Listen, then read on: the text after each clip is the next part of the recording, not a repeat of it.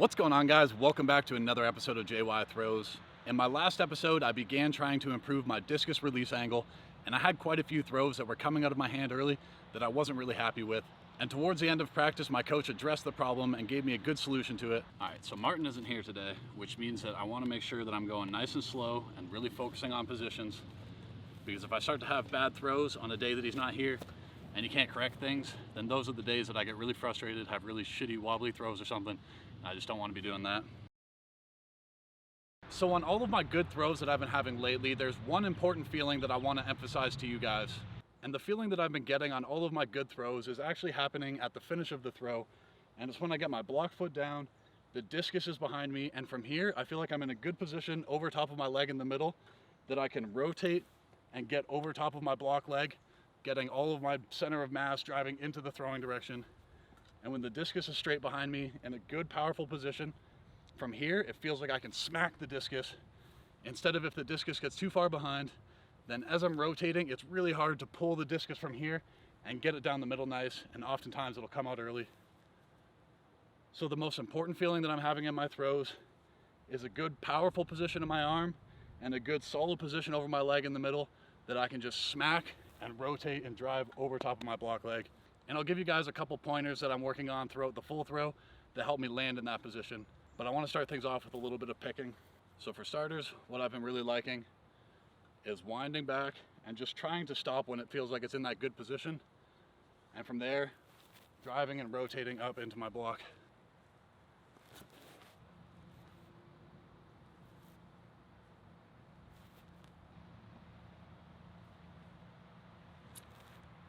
Moving on to some full stand throws out of the ring. And this is a position that I want to get in. So as I wind back further, I want to make sure that I'm relaxing and making sure that I get back to this position so I can smack that finish, as opposed to letting it get back and then starting to rotate and leaving the discus behind. And from here, it's hard to finish.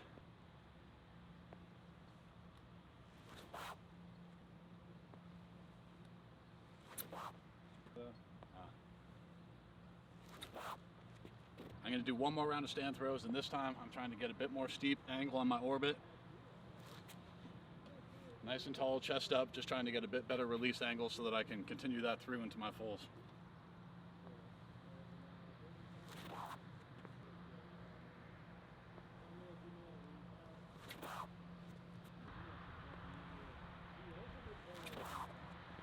Moving on to full throws, and there's two main positions that I've been feeling on all of my good throws, so I want to explain those to you guys. The first one is that as I'm winding back, I'm stopping the discus in a position that it feels like I'm in that powerful stand throw position.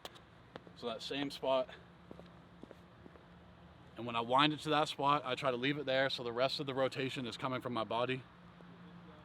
And on the way back out, I need to keep the discus with me and maintain that connection to my shoulder, because if I wind back and then start to go without the discus, then it's going to cause a lot of problems. And when I get to my finish, the discus isn't in that good, strong position here. It's way back here, so it's way harder to finish. And the other problem that I want to talk about, I actually want to go back to my last practice and show you guys a video of Martin. Really fucking it. Yeah. This was good, and then you just did this instead of there. Yeah, that's what it feels like today a lot. Here, and you drop instead of just around. So provided that I wind back, keep the discus with my shoulder, and get to the middle, I still have an opportunity to mess it up. And that's by leaving the discus there and letting it drop down lower, so then it's behind, just like the position that I'm trying to avoid out of the back.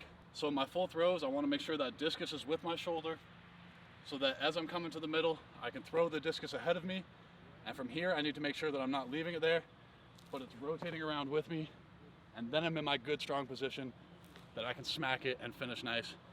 And it's really important that I get to that strong position that I can hit it and finish.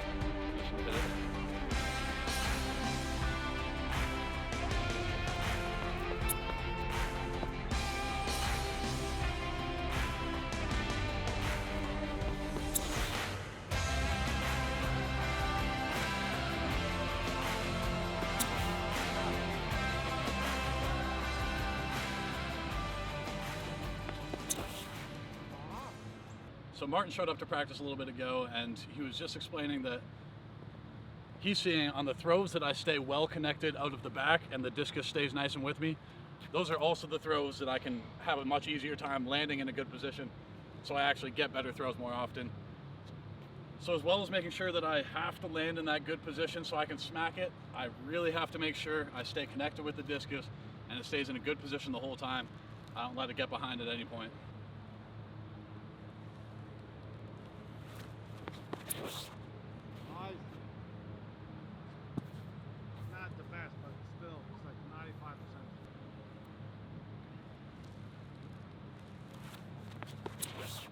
Ah, woo! Yeah.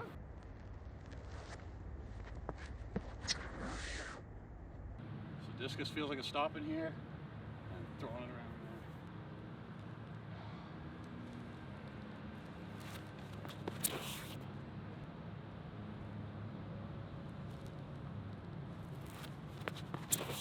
Yeah.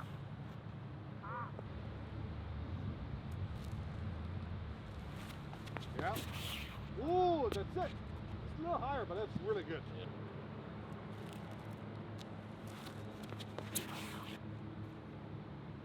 Okay.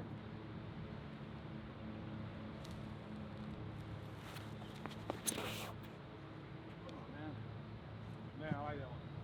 You did like it? I did. I did like. That one felt like I was going to the right quite a bit. Oh yeah, your right foot is right there. Yeah. Good finish. Yeah, no. All right, guys, I'm gonna wrap this video up here. I am super pleased how discus is feeling right now. And as long as I'm remembering to keep that discus with me out of the back and on the finish, make sure I'm feeling that slap, then I'm feeling some really good throws. They're coming up pretty smooth down the middle. And I just need to continue to lock that in my muscle memory by getting thousands and thousands of throws over the next year. But I'm happy with the direction it's going. Thank you very much for watching. If you guys enjoyed the video, leave a like. And if you really enjoyed it, subscribe for more. See you in the next one.